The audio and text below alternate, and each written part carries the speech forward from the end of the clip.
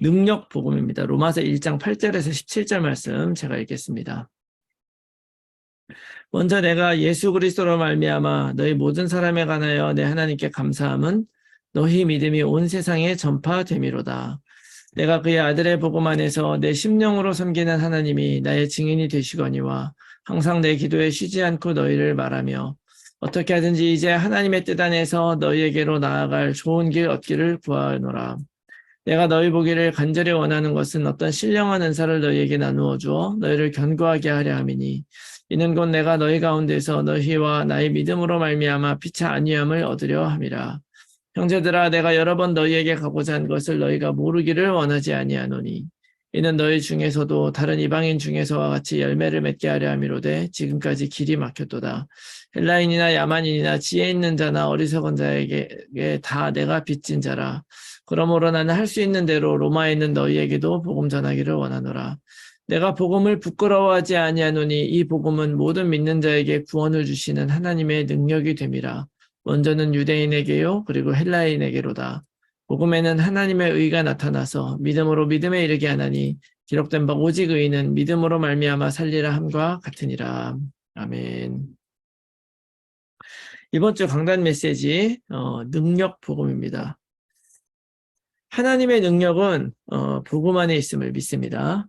여러분 이 사실을 여러분들이 꼭 믿기를 바라고요. 이 하나님의 능력이 복음 안에 있다. 이게 무슨 의미일까요? 이 문장이. 복음이 뭡니까? 굿뉴스죠. 좋은 소식이라는 의미예요. 근데 그 좋은 소식이 바로 뭐예요? 예수 그리스도. 그 예수 그리스도를 통해서 우리가 어떻게 되는 겁니까? 그 예수님이 그리스도로 이 땅에 오신 이유가 뭐예요? 우리의 근본 문제를 해결해 주신 거죠. 근본 문제를 왜 해결해 주셨습니까? 하나님을 만나게 하려고. 그렇기 때문에 하나님을 만나야 그 하나님의 능력이 우리 안으로 들어오지 않겠습니까? 그리고 실제로 누려질 수 있지 않겠어요? 그래서 이 복음을 통해서 하나님의 그 능력과 클릭이 되는 거죠. 딱 클릭이 돼버리면 그게 진짜 우리에게 주시는 구원인 거예요. 그래서 먼저 우리가 좀 생각할 것은 뭐냐면 우리 삶의 진정한 구원은 하나님을 만나는 것이다. 여러분 이걸 꼭 믿으시기 바랍니다. 하나님을 만나면 모든 게 끝나는 거예요. 자, 많은 사람들은 구원이라고 했을 때 구원이라는 단어 자체가 무엇으로부터 구원된다 이런 의미잖아요. 그러니까 구원받아야 될 그런 상황이 있는 거예요. 특별히 이제 어려움이나 문제라고 말할 수가 있겠죠. 그런데 세상 사람들은 어떻게 생각을 하냐면 이렇게 생각을 해요. 소원 성취라든지 아니면 문제 제거 이런 것들이 구원이라고 생각을 하는 거죠. 또 전지전능한 하나님은 무소부지하시고 전지전능하신 분이다라고 고백하는 이유의 그 배경에도 보면은 그 전능하신 하나님의 힘으로 내가 원하는 것들이 이루어지게 원하는 거예요. 이 세상 살아가는 것이 너무 괴로우면 이 괴로움 없는 정말로 편안하고 행복한 그런 세상 살았으면 좋겠다. 그래서 나는 천국 가고 싶다. 이렇게 생각하는 사람도 있어요. 천국 가려고 하는 이유가 뭡니까, 여러분들은? 이 땅에 무거운 짐을 다 내려놓고 그곳에선 짐 없이 활활 살려고 하는 것 같지만 엄밀히 말하면 그러한 세팅에 그런 형편이나 상황에 천국이 있지 않다. 천국은 뭐에 있는 거냐면요. 하나님을 만나는 게 천국입니다. 그리고 하나님의 다스림이 이루어지는 게 진짜 천국인 거예요. 왜냐하면 우리가 원하는 것들은 이루어질 수 있는 것 같아 보여도 이루어져도 우리를 행복하게 만들지 못해요. 그래서 진짜 예를 들어서 세상에서 내가 원하는 것이 다 이루어졌다고 해가지고 우리가 진짜 행복할 것이냐? 그렇지도 않아요. 예를 들어서 우리 가족 중에 예수 믿지 않는 사람이 있어 내가 예수 믿는 걸 막 박해한다고 쳐보세요. 그래서 이제 그분이 예수를 믿게 됐어. 그런다 가지고 내 인생의 모든 것들이 다 행복해지고 하는 것이 아니라 이제 또 다른 문제들이 시작이 돼요. 그것도 하나의 방법이고 필요한 하나님의 과정이겠지만 제가 말씀드리는 거는 그런 게 다 필요 없다는 것이 아니라 또 우리가 어떤 그 세상적으로 어떤 것을 이루는 것이 필요 없다는 것이 아니라 그것 자체가 우리의 구원이 될 수 없다. 상황이 바뀌는 게 구원이 아니고요. 하나님이 내 인생에 들어오는 게 진짜 구원이라는 걸 여러분 꼭 믿으시기 바랍니다. 근데 이제 문제는 그 하나님이 내 인생에 들어와야 되잖아요. 근데 이게 머리로는 알겠는데 잘 안 들어와져요. 안 들어와져는 이유가 바로 뭐냐면은 이 근본 문제에 대해서 내가 처절하게 이것이 나의 문제라고는 생각하지 않기 때문에 그래요. 그래서 이 복음이라는 게 되게 좋기도 하고, 그런데 이 복음을 듣는 사람마다 사실은 진짜 필요한 사람은 다 듣고 하나님의 계획에 사람 듣지만 사람들은 듣지를 않죠. 안 듣는 사람들이 많아요. 왜 그러냐면 이 복음은 우리의 근본 문제로부터 해결인데 이 근본 문제 자체를 나의 문제다라고 생각하지 않는 거예요. 그렇지만 우리가 이 근본 문제를 해결해야만 하나님과 함께 할 수가 있고 진짜 구원을 받을 수 있는 거죠. 그래서 이 근본 문제로부터 해결할 수 있는 길로 하나님께서 우리에게 주신 것이 바로 뭐냐? 그리스도. 여러분, 복음이라는 말 자체는요, 여러분 항상 그 개념을 정확하게 알고 있어야 돼요. 우리가 그냥 다 복음, 그리스도 다 연결되어 있으니까 다 똑같이 쓰잖아요. 뭐 복음, 그리스도 막 다 똑같이 쓰는데 정확하게 아셔야 됩니다. 복음은 복된 소식이에요. 다시 말하면 이것을 통해서 우리가 구원받을 수 있는 방법을 알려주셨다는 거예요. 근데 그 복음의 내용이 뭐냐? 예수님께서 오셔서 그리스도가 되셨다고 하는 거죠. 그 그리스도가 되신 이유가 바로 뭐예요? 우리 인생에 우리가 아무리 노력을 해도 해결할 수 없는 세 가지 근본적인 문제, 하나님을 떠난 문제, 죄 문제, 사단 문제를 우리 힘으로는 절대로 이길 수가 없기 때문에 이것을 이기지 않고는 우리 인생이 하나님과 함께 살아갈 수 없기 때문에 이 근본을 고쳐주려고 그 그리스도를 우리에게 보내주셨다는 거죠. 그래서 우리 인생의 주인 왕이 없으면 우리들은 인생의 기준이 없고 우리 인생을 무엇에 맞춰 살아야 되는 의미가 없습니다. 어떻게 보면 우리가 인생의 어떤 목표를 예전에는 우리가 복음을 알기 전에는 인생의 어떤 목표나 무엇인가를 막연하게 세우고 살지만 도대체 누구를 무엇을 만족시키려고 그렇게 사는지 우리는 알지도 못하면서 그걸 위해 살죠. 인생의 기준이 없는 거예요. 왕이 없으니까. 또 왕이 없으니까 나를 대신해서 싸워줄 하나님이 없는 거죠. 내 힘으로 모든 걸 살아야 되니까 인간의 힘으로 어떻게 악한 마귀 사탄 영적인 존재를 이길 수가 있겠습니까? 날마다 시달릴 수밖에 없고 넘어지는 거죠. 또 제사장 이 오신 이유가 뭐예요? 우리의 죄의 문제. 여러분 이 죄책감이나 우리의 근본적인 한계들이 있어요. 우리 안에 각인된 것들, 나에게 상처가 되는 것들, 이런 죄의 문제들 우리들이 다 걸려 있어가지고요. 이것이 우리 안에 각인되어 있어서 이거를 내려놓고 나는 하나님의 자녀다 이렇게 말할 수 있는 사람이 없다는 거예요. 그리고 그런 자신감이 없기 때문에 그런 우리들의 확실성 또는 자신감 없는 그런 것들을 통해서 뭐가 역사하냐면 사단이 역사하는 거예요.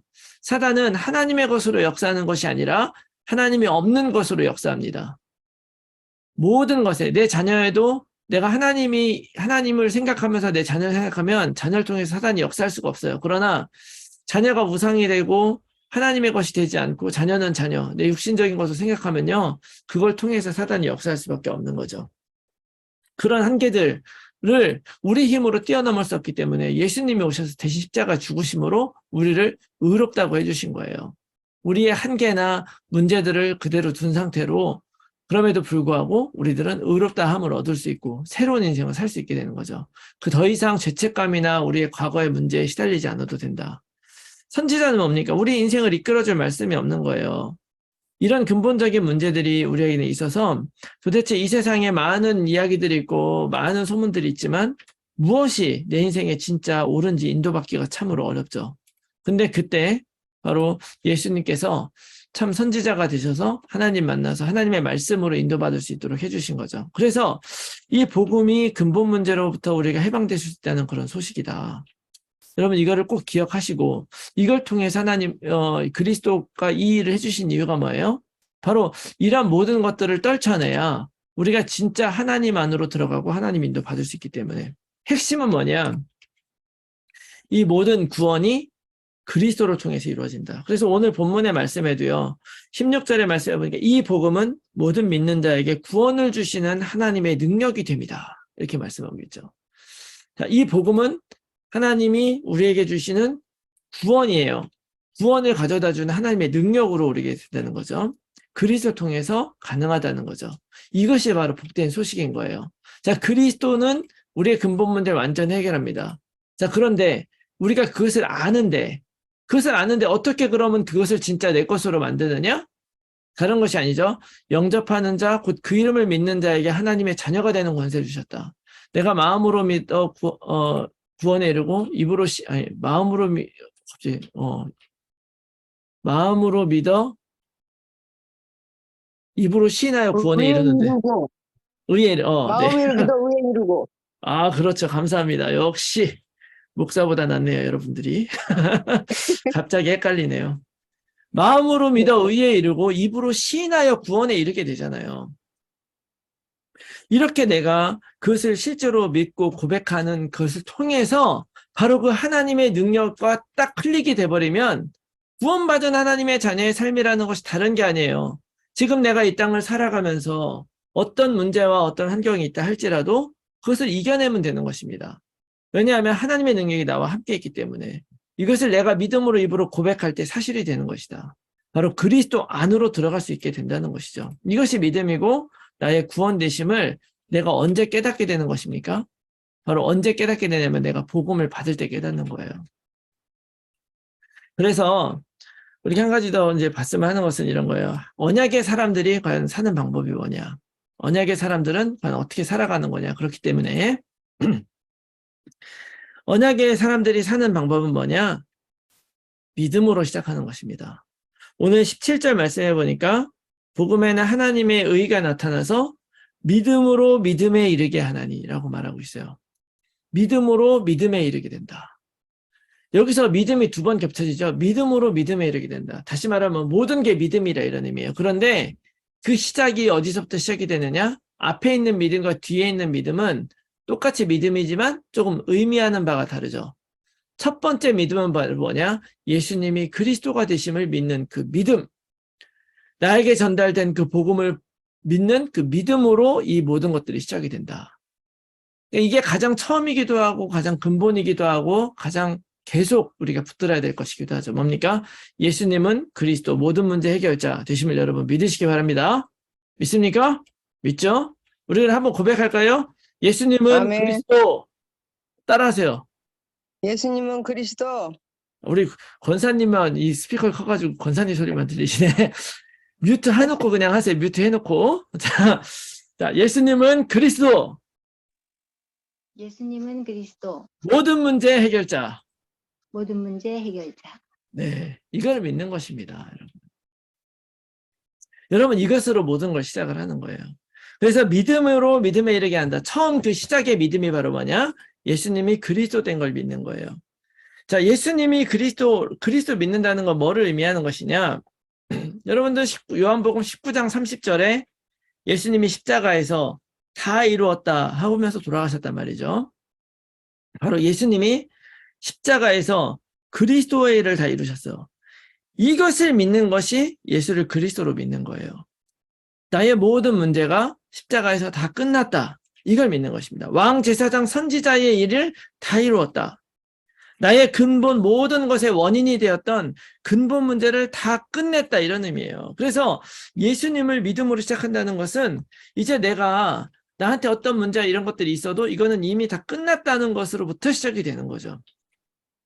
여러분 그리스도를 믿는데도 아직 안 끝났다고 믿는 것은요. 그거는 진짜 믿음이 아닌 거예요. 자, 그리스도를 믿는데도 때로는 이런 생각이 들 때가 있어요.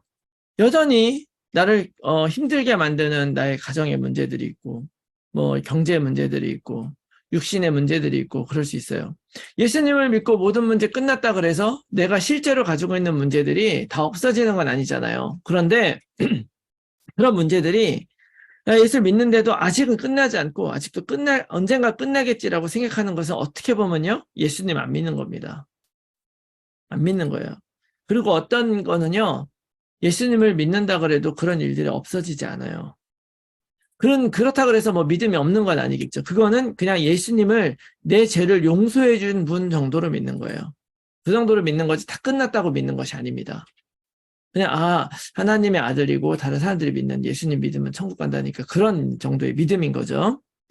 근데 예수를 믿어서 내가 천국에 간다. 천국에 가죠. 그 믿음으로 사실은 천국을 가는 거지만 그 정도가 이 예수님이 다 끝났다라는 걸 믿는 것이 아니라는 거예요. 그거보다 더 깊이 가는 거예요. 다 끝났다. 완전히 내가 이 땅에 사는 동안 모든 불신자 상태의 근원을 다 끝내놓고 하나님은 우리와 함께 하시는 거라는 걸 기억하셔야 돼요. 그래서 이 그리스도의 비밀을 가지고 모든 상황, 사건에서 누리는 것입니다. 다 끝났다고 생각하고 누리는 거예요. 그리고 다 끝났기 때문에 겁내지 않는 것입니다. 어떤 상황과 문제가 와도 상관없다고 하는 거예요. 이걸 깨달았더니 이 문제가 해결됐다. 이거는요, 엄밀히 말하면 그리스도를 누리는 게 아니라 문제 해결을 누리는 것입니다. 그 문제가 해결되기를 원하는 것을 그냥 소원 성취하는 거예요. 그런데 그런 것들은 어떻게 보면 제대로 된 응답이라 말할 수 없죠. 그리스도를 또 이런 때가 있어요. 그리스도를 내가 믿고 있는데 왜 도대체 이 일이 이렇게 되냐. 성경이 약속하는 다른 거 아니냐. 이렇게 의심이 된다면 그것도 역시 그리스도를 안 누리고 있는 거예요. 그리스도 해답을 안 붙잡았다는 거죠. 진짜 예수님이 끝났다는 것을 믿는 사람은 어떠냐? 제가 항상 가끔 말하지만 내가 예수님을 딱 믿고 났는데 죽음의 문제가 왔으면요. 상관없다. 다 끝났기 때문에 죽어도 상관없다가 되는 거예요. 내가 진짜 예수가 그리스도가 된 것을 알았고 내 영혼이 구원받았음을 알았으면 나의 인생에 하나님의 절대 섭리 안에 이것이 나에게 주신 길이라는 걸 알고 결국 우리가 이 땅에서 이뤄내야 되는 것이 뭡니까? 하나님의 뜻만 이뤄내면 되는 거예요. 그 하나님의 뜻이 바로 뭐냐? 예수 그리스도를 알고 그 이름으로 생명을 얻는 것입니다. 생명을 얻었기 때문에 이제 나는요. 말하자면 2판 4판인 거예요. 죽어도 상관없는 거죠. 이게 진짜 다 끝났다고 믿는 거예요. 이렇게 살아가는 사람은 도대체 사탄이 건들 수가 없는 거예요. 그런 정도로 살아가는 사람이 바로 진짜 믿음의 언약을 붙잡고 살아가는 사람이다. 그래서 여러분 이 믿음으로 시작해서 하나님이 다 끝난 거를 믿으시기 바랍니다. 또 이 언약의 사람은 어떻게 사느냐. 믿음으로 시작해서 믿음으로 끝내는 거예요. 믿음에서 믿음으로 끝납니다. 아까도 얘기했지만 예수님이 다 끝냈다고 믿는 것은 그 끝냈기 때문에 어떤 일이 해결된다, 어떤 것이 잘 된다라는 것을 의미하는 것이 아니라고 제가 말씀드렸죠. 그런 것이 아니고요. 이 믿음에 이른다는 것은요. 무엇을 믿는 것이냐. 예수님이 다 끝내고 그것을 믿고 그 믿음대로 살았더니 정말 하나님이 내 삶 속에 함께 하셔서 모든 것을 이루셨음을 고백하는 거예요. 아, 내가 내 예상과는, 내 생각과는 다르게 다른 인생을 살게 되고 어려움을 겪을 수도 있습니다. 그렇지만, 그러나 지나고 나서 보니까 이것이 하나님의 은혜였구나 라고 고백할 수 있는 그 인생. 그것이 내 안에 발견되어지는 것이 바로 우리의 언약 잡은 사람의 인생의 끝이다라는 걸 기억하시기 바랍니다. 여러분, 사도 바울 있잖아요. 사도 바울이 이렇게 살았죠. 사도 바울의 새로운 인생은 어디서 시작을 했습니까? 다메섹에서 예수님 만나 시작된 거예요. 그때 아 그렇구나. 그 예수님이 그리스도셨구나라고 하는 것을 믿는 믿음으로 그 인생이 시작이 됐습니다. 그리고 나서 그 사도 바울은요. 어떻게 그 삶 속에서 모든 것들을 확인하게 됐냐면요. 고린도서 12장 7절 말씀 보니까 이런 말씀이 있어요. 여러 계시를 받은 것이 지극히 크므로 너무 자만하지 않게 하시려고 내 육체에 가시 곧 사탄의 사자를 주셨으니 이는 나를 쳐서 너무 자만하지 않게 하려 하심이라. 이런 고백을 합니다. 이게 무슨 얘기냐면요. 사도 바울에게는 불치병이 있었어요. 그게 지금처럼 뭐 그런 암이나 이런 거였던 것 같지는 않은데 어떤 분들은 어떤 그 학자들은 그게 이제 간질병이었을 것이다. 뭐 이렇게 생각을 해요. 그래서 사도 바울은 그런 어떤 그 치료하지 못하는 뭐 지금이면 모르겠지만 그 당시에는 치료할 수 없는 그 육체 가시를 가지고 있었단 말이에요. 어떻게 생각하면 우리 같으면 아 예수님을 믿고 이런 사도의 이방인의 사도의 세계복음할 사람인데 이 정도쯤은 좀 없애주시지라고 말할 수도 있는데 하나님은 보니까 죽을 때까지 바울에게 이거를 없애주지 않으셨어요. 그런데 사도 바울이 이 믿음으로 시작을 했는데 내가 이렇게 고생을 하고 열심히 이렇게 했는데도 불구하고 도대체 이걸 왜 안 없애줘라고 하는 것이 아니라 오히려 그 믿음으로 살다 보니까 그 믿음으로 확인하게 되는 건 뭐냐면 야 보니까 내가 이 하나님의 놀라운 계시들을 받고 이런 것들을 많이 누릴 수 있도록 했기 때문에 어떻게 보면 나로 하여금 더 어떤 교만해지고 내가 더 높아지게 생각할 수도 있는데 오히려 이런 육체의 가시를 줘서 나로 하여금 겸손하게 해주셨구나. 오히려 이것이 하나님이 나에게 주신 은혜구나라고 고백을 하게 되는 거예요. 바뀌죠. 바로 내가 정말로 불가능하고 불가능해서 스트레스 받을 수밖에 없는 그 일이 이제는 오히려 하나님 앞에 고백이 되는 거예요. 어떤 고백입니까? 야, 이것이 바로 하나님의 계획이구나. 뿐만 아닙니다. 빌립보서 4장 12절 13절 말씀 여러분 잘 아시잖아요.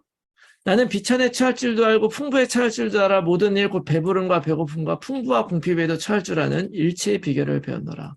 내게 능력 주시는 자 안에서 내가 모든 것을 할 수 있느니라. 사도 바울이 정말 그렇게 할 수 있는 형편이었습니까? 아니죠. 복음 전하다가 복음 때문에 감옥에 갇히게 되었어요. 감옥에 갇히게 되었고요.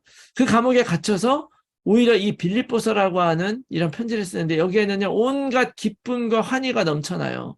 나 감옥에 갇힌 거 상관없어. 내가 이렇게 감옥에 갇힌 것 때문에 오히려 예수 그리스도의 복음이 조금이라도 전파된다면 나 이거 부끄럽지도 않고 괜찮아. 이러니까 사단이 이길 수가 없는 거예요. 내게 능력 주시나 이제 뭐든지 할 수 있다. 이거는 내가 다 내 마음대로 할 수 있어. 이런 것이 아니에요. 내가 어떤 상황에 처해도 절대로 넘어지지 않고 이건 하나님이 내가 능히 감당하게 해주신 것이다. 여기서 딱 보면 알게 되잖아요. 사도 바울이 자기의 인생을 어떻게 보게 되었는지. 믿음으로 시작한 인생이 결국 어떻게 됩니까? 이 믿음 안에서 완전히 승리하는 인생으로 살아가는 거예요.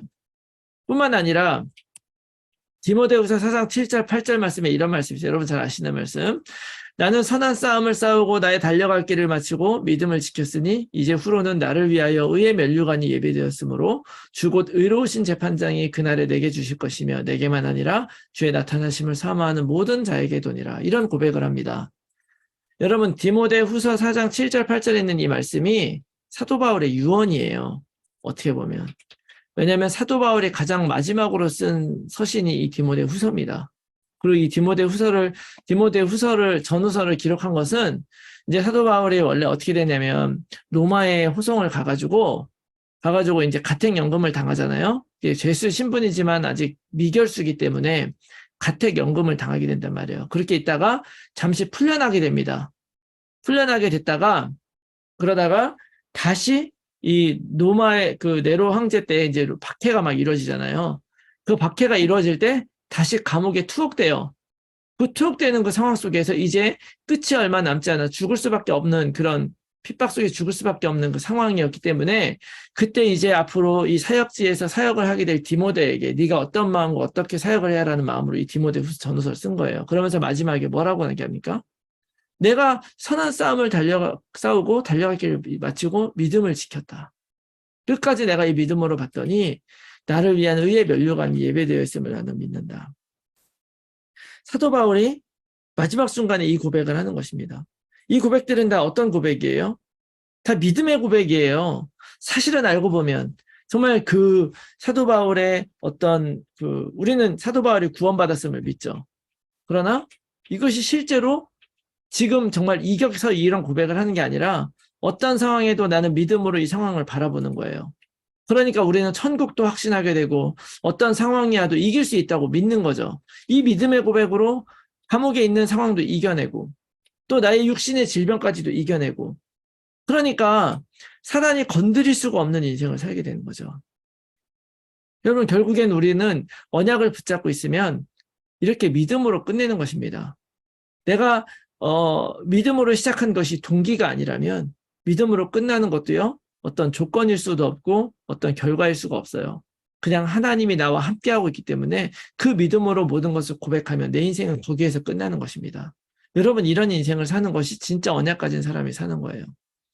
또 이 언약의 사람이 사는 방법 믿음으로 말미암아 사는 것이다. 모든 이유가 믿음이 된다는 그런 의미죠. 17절에 오직 의인은 믿음으로 말미암아 살리라 이렇게 얘기한 거죠. 이게 하박국서 2장 4절에 있는 말씀을 인용을 한 건데 하박국도 보면은요. 하박국서의 내용은 다른 것이 아니에요. 이스라엘 백성이 타락을 하고 이제 그렇게 넘어지는 것 때문에 이방 민족들이 그 이스라엘 민족에게 쳐들어와서 괴롭혀요. 그래서 하나님께서 말씀하십니다. 결국 너희들이 타락한 이런 것들을 저 이방 민족을 통해서 심판할 것이다. 그러니까 이제 다시 하박국 선지자가 얘기를 해요. 어떻게 아무리 잘못했어도 저런 악한 이방인들을 통해서 우리를 이렇게 심판을 할 수가 있습니까? 도대체 나는 하나님의 그 뜻을 잘 이해할 수 없습니다. 이런 질문을 했을 때 하나님이 하박국 선지자에게 주신 말씀이 바로 이 말씀이에요. 기다려라. 반드시 이걸 이룰 것이다.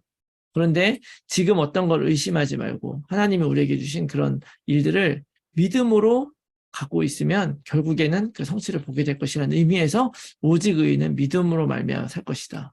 더디 오겠지만 끝까지 반드시 이룰 것이다. 너는 믿음으로 말미암아 살아라. 믿음을 이유로 살아라. 이것이 사박국서의 내용이거든요. 어떤 상황과 어떤 그런 의심의 어떤 상황이어도 할지라도 의심하지 말라는 거예요. 믿음으로 살면 하나님은 반드시 이루신다. 여러분, 우리가 언약 잡은 인생을 사는 것은 다른 이유가 아니에요. 믿음 때문입니다. 여러분들 만약에 이 언약을 잡았는데 어떤 뭔가 내 인생에 그래도 그 안에서 뭔가 풀릴 것 같은 느낌도 그렇잖아요. 근데 만약에 그렇게 풀리지 않거나 괴로움이 오거나 어려움이 오면은 여러분 넘어지실 겁니까? 아니죠. 우리는 그냥 끝까지 믿음으로 사는 거예요. 이유가 다른 것이 있는 것이 아닙니다. 어떻게 하나님이 나를 이렇게 하실 수가 있어? 아니면 어떻게 하나님이 저런 사람을 그냥 놔둘 수가 있어? 그런 것이 아니라 우리의 이유는 오직 하나가 돼야 됩니다. 복음, 예수 그리스도. 그 믿음으로 말미암아 사는 거예요. 하나님의 일은요, 내가 믿을 때 사실이 되는 거죠. 왜냐하면 모든 것은 믿음으로 시작되기 때문에 그렇습니다. 하나님 없이도 된다는 믿음을 내가 갖기 시작을 하면은요, 그때부터는 우리는 어떻게 사냐면 내 힘으로 살기 시작을 해요. 나 하나님 없어도 괜찮아라는 그 믿음이 조금이라 들어오는 순간 우리는 동기라는 걸 갖게 되고 내 힘을 의지하고 세상을 의지하고 다른 걸 의지하기 시작을 합니다. 그렇지만 내가 그리스도를 만나서 하나님이 없으면 안 된다는 믿음이 나에게 생길 때 우리는 그때 24가 시작이 되는 거예요. 왜냐하면 나의 부족함을 내가 알기 때문에 당연히 의지할 수밖에 없는 거죠. 그리고 그 믿음 때문에 우리는 지금 언약을 붙잡고 사는 거예요. 언약을 붙잡고. 하나님이 나를 창조하시고 지금 나의 삶을 이렇게 이끄셨다는 믿음 때문에. 여러분 또 우리가 왜 열심히 일하고 성실하게 살아갑니까? 하나님이 나를 쓰신다는 그런 믿음 때문에 그렇게 사는 거예요. 우리가 왜 이웃을 사랑하고 복음을 전해야 됩니까? 이것이 바로 하나님의 소원이라고 하는 그 믿음 때문에. 여러분, 우리의 믿음을 사단은 어떻게든 불신앙으로 깨트리려고 하고요. 사단이 우리에게 주는 그런 불신앙은요, 믿음으로 이기는 것입니다. 결국 내가 얼마나 이 복음을 가지고 믿음으로 이겼느냐는 하나님의 능력이 나타나는 통로가 되는 거예요. 내가 이 복음을 믿기 때문에 지금 역사하신 하나님의 능력을 믿게 되는 것이고요. 내가 이 복음을 믿기 때문에 내가 하나님의 자녀인 것을 믿게 되는 거고, 내가 복음을 믿기 때문에 지금 나를 인도하시는 하나님의 인도를 따라 살아가게 되는 것입니다. 그래서 여러분들 언약의 사람이 사는 방법, 믿음으로 시작하고 믿음으로 끝내고 믿음으로 말미암아 산다는 것을 여러분 꼭 기억하십니다. 무엇입니까? 복음, 그리스도를 믿는 그 믿음. 그래서 하나님이 나의 능력이시고 지금 나와 함께 하신다. 이걸 믿으시기 바라요. 그래서 이번 주 메시지 놓고 우리가 좀 깊이 묵상했으면 하는 건 첫 번째, 나는 하나님의 말씀을 얼마나 신뢰하는가. 여러분 한번 깊이 묵상해 보시기 바라요. 저는 모태신앙으로 자라났어요. 태어나면서부터 우리 부모님, 할머니 때부터, 할머니가 좀 젊으셨을 때 암에 걸리셨는데요. 그때는 의료 기술도 많이 발전하지 못하고 그랬을 때라서 굉장히 어렸을 때 어떤 분이 이제 소개해 주셔가지고 그때 이제 기도 열심히 하시면서 우리 할머니는 병원에서 2번 포기했는데 2번 다 살아나셨어요. 첫 번째 포기했을 때 기도로 한번 기도로 살아나고 나서 온 가족이 이제 신자가 됐죠. 그러다 보니까 저도 태어나면서부터 교회를 다녔어요. 그래서 항상 뭐 예배도 빠지지 않는 그런 모범적인 학생이었죠, 저는. 헌금도 어머니가 주시면 그대로 한 번도 땡친 적이 없이 항상 헌금을 하고. 저는 그런 사람이었는데 그러다 보니까 제가 항상 하나님의 말씀대로 산다고 착각했어요. 사실은 지금 돌아보면요. 겉으로는 되게 기독교인처럼 종교적으로 살았는데 사실은 속으로는 그냥 나는 나대로 살았던 것 같아요. 근데 그러다 보니까 어떤 일이 일어나면요. 설교는 그냥 들어주는 거고 예배는 그냥 보는 거예요. 예배는 내가 그걸 힘을 얻고 다시 한번 인도를 받는 것이 되어야 되는데 그러지 못했어요, 저한테는. 그러지 않고 그냥 드려주는 것. 우리 옛날에 그런 얘기 많이 했대잖아요. 예배 잘 안 드리면은 지옥 간다 막. 그러니까 지옥 안 가려고. 뭐 이런 두려움도 있었던 거죠. 근데 그렇게 됐던 이유가 뭐냐면 이걸 몰랐었던 거예요. 하나님의 말씀이 내 안에 들어오기 위해서는요, 절대적으로 하나님의 말씀을 신뢰해야 됩니다. 우리 담임 목사님께서 말씀이 내 안에 들어와야 된다고 말씀 많이 하잖아요. 그 말씀이 들어온다는 말이 뭐예요? 항상 말씀은 우리 안에 들어오려고 항상 침투합니다. 지금도 하나님의 말씀이 지금 여러분들을 침투하고 있잖아요. 저를 통해서. 근데 이 말씀이 내 안에 딱 맺혀지는 것은 어떻게 맺혀지는 거예요? 내가 이 말씀을 신뢰할 때, 믿기로 결단할 때 시작이 되는 거예요. 그래서 어렸을 적에 나는 그냥 교회를 다녔기 때문에 믿기로 결단하지 않았거든요. 그러니까 그냥 이게 다 하나의 형식이었을 뿐이고 그냥 그런 신자였던 거죠. 다행히 어떻게 신학교까지 가서 이 과정까지 와서 제가 정말 이걸 귀한 걸 깨달아서 너무 감사한데, 여러분 믿음으로 시작하는 거예요. 뭐에 대한 믿음입니까? 하나님의 말씀이 반드시 역사하실 것이다라는 믿음. 말씀이 들어오는 시작도 믿음이고 말씀대로 살아가고 행동하는 것도 믿음입니다. 이 믿음이 있을 때 전도도 하게 되는 것이고요. 이 믿음이 있을 때 불가능에 도전하는 것입니다. 그래서 여러분들 절대로 하나님의 말씀을 신뢰하겠다라는 결단을 하시기 바라요. 목사를 신뢰하는 것이 아니에요. 저를 신뢰하는 것이 아니고 하나님의 말씀을 신뢰하는 것입니다.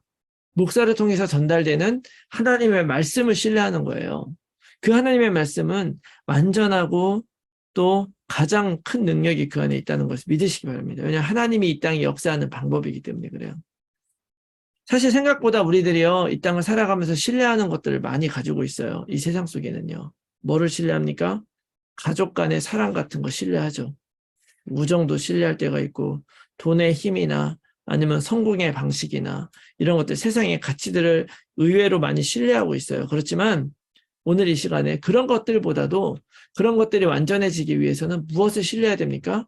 하나님, 그리고 그 하나님이 오늘 우리와 소통하는 그 방식, 말씀을 여러분 반드시 신뢰하겠다라고 결단하시기 바라요. 믿음의 시작은 그리스도를 믿기 때문에 지금 나에게 말씀하시는 하나님의 말씀을 신뢰하는 것이라는 것을 여러분 꼭 기억하시기 바랍니다. 두 번째 하나 묵상에 쓰면 하는 것은요, 내가 가지고 있는 이유가 무엇인가를 항상 생각해 보시기 바라요. 자, 이건 무슨 의미냐면 여러분 진지하게 모든 일의 이유를 물어봐야 됩니다.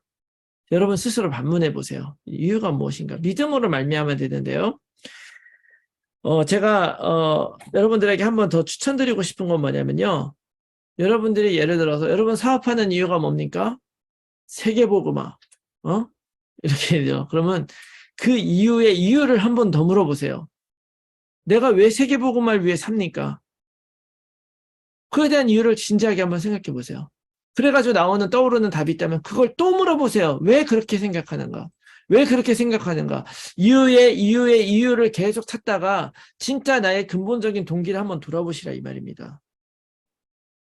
그렇게 묻다 보면 정말로 하나님의 영광을 위해서 정말 그리스도가 나의 답이기 때문에 가 돼야 되는 거죠. 그 최종적인 이유가 그리스도가 될 때 우리는 진짜 믿음에 서 있다고 말할 수가 있겠죠. 이렇게 될 때 우리는 늘 믿음으로 살아갈 수 있음을 믿습니다. 그래서 우리 교회 이제 담임 목사님께서 우리 교회가 가야 되는 방향, 미국, 남미, 렘넌트, 다민족 이 4대 기도 제목을 놓고 우리가 가자고 하는데 우리가 다 입으로도 아멘하고 마음으로도 아멘을 하지만 우리가 한번 생각을 해봐야 돼요. 그런 아멘이라고 하는 그 단어가 나에게는 어떤 이유가 있는 것인가? 믿음으로 말미암아 사는 것입니다. 우리는 어떤 믿음입니까?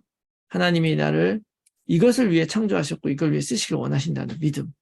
세계복음화 위해서 사용하기 원하신다는 믿음을 가지고 내가 그 이유가 내 안에서 정말로 확인되어질 때 그때 진짜 우리는 승리하게 될 줄로 믿습니다. 그래서 오늘 그 복음의 능력을 믿음으로 체험하는 여러분들이 다 되시기를 예수 그리스도의 이름으로 축원합니다. 아멘.